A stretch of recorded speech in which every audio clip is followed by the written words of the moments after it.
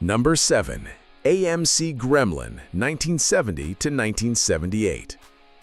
The AMC Gremlin was developed by shortening an existing Hornet platform on a compressed timeline and a constrained budget, and both conditions were visible to buyers from early in ownership. Misaligned body panels, interior materials that wore prematurely, and rust along the lower body in northern climates were consistent complaints across the production years. Build quality fell short of what even a budget buyer had the right to expect on a new car. The base inline-six delivered adequate power through a solid rear axle that produced a rough ride on uneven surfaces, a reminder that the platform had been shortened under budget pressure, not refined. In a decade when Japanese imports were demonstrating that economy cars could be built with genuine attention to quality, the Gremlin kept offering the same compromises. The Gremlin sold for 8 years largely on price, a signal of how limited low-cost alternatives were, not how strong the car was.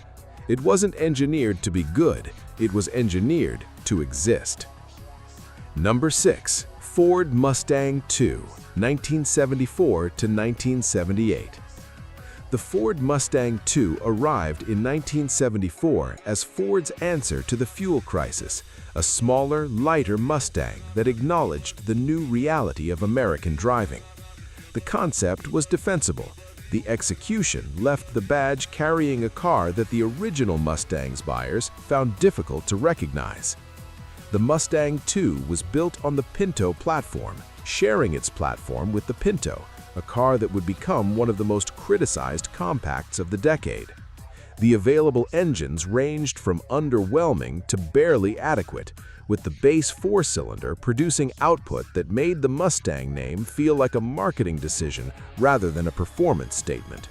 The chassis dynamics fell short of what the nameplate implied, and the overall driving experience communicated compromise rather than intent.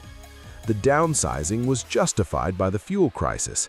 The problem was not the idea, it was how far the execution drifted from what the Mustang name still promised to buyers, who chose it for exactly that reason. The Mustang name survived, but the car reflected a very different set of priorities than the original. Number 5. AMC Pacer, 1975 to 1980. The AMC Pacer was designed around a Wankel rotary unit from General Motors, an engine GM canceled before the Pacer reached production. AMC substituted the inline-six it had available, and the result was a car whose dimensions had been built around a different powertrain and whose weight bore no reasonable relationship to the power available to move it. The Pacer was wider than any American subcompact of its era, a decision that made sense on paper and created penalties buyers couldn't ignore. Build quality attracted consistent complaints, particularly around the large glass surfaces that were the car's most distinctive visual feature, and that created thermal and sealing issues owners documented across the production run. AMC marketed the Pacer on its innovation. Buyers experienced a car whose innovations created problems the conventional alternatives did not have. It wasn't just unconventional, it was built anyway when that engine disappeared, without a real solution to replace it.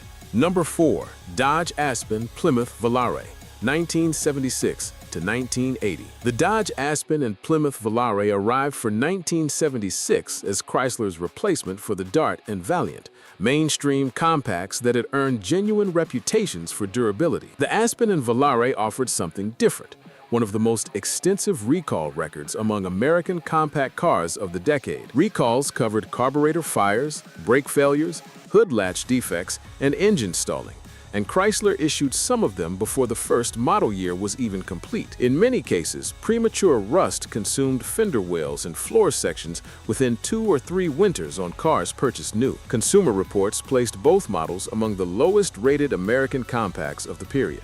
The twins were not failures in isolation. They were failures at scale, sold to mainstream buyers across the country who had chosen Chrysler based on an existing reputation the Aspen and Volare systematically dismantled. This wasn't a failure of design alone. It was a failure of production, quality control, and corporate timing, all hitting the market at once. Number 3. Oldsmobile Diesel, 1977 to 1985. It wasn't built to be a diesel, it was turned into one, and it failed like one. The Oldsmobile Diesel was a converted gasoline engine, an existing 350 cubic inch V8 adapted for diesel operation without the engineering changes a true diesel required. Head bolt failures were widespread. The engine was prone to serious mechanical damage when maintenance intervals were not followed with the precision the car's marketing had never specified. Combined with maintenance requirements many owners were not prepared for. Coolant and oil mixing caused failures that left owners with repair bills that erased any fuel economy savings the diesel had promised. The American dealer network was not equipped to support an engine platform this poorly suited for its application, and owners who experienced failures often found the repair process as frustrating as the failure itself. The result wasn't just individual failures. It significantly damaged American consumer confidence in diesel passenger cars for years. Owners didn't just lose money, they lost trust in an entire type of engine, and that distrust lasted for decades. Number 2. Chevrolet Vega, 1971 to 1977. Motor Trend named it Car of the Year in 1971.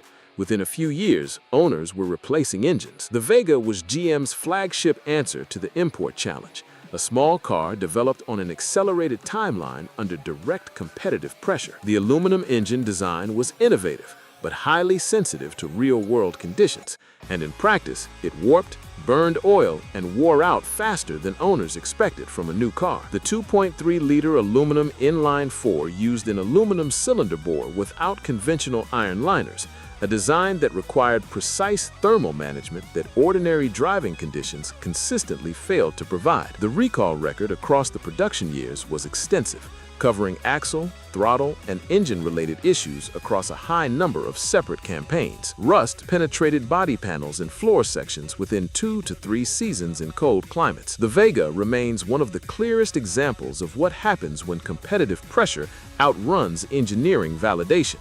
It wasn't just a bad car, it was a failure from a company that should have known better. Number 1. Ford Pinto, 1971 to 1980. Every car on this list failed American buyers in some specific way.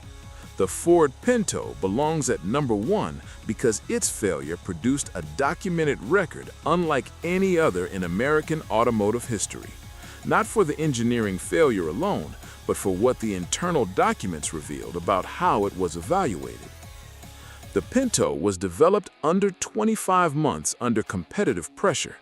The fuel tank was placed between the rear bumper and the rear axle with limited structural protection in a rear-end collision. Testing confirmed that in specific rear impact scenarios, the tank could be punctured and fuel could ignite. An internal cost-benefit analysis made public through litigation as the Grimshaw Memo compared the cost of a design fix against projected legal settlement costs. The fix was not made. Ford recalled approximately 1.5 million Pintos in 1978 and was charged with reckless homicide in Indiana.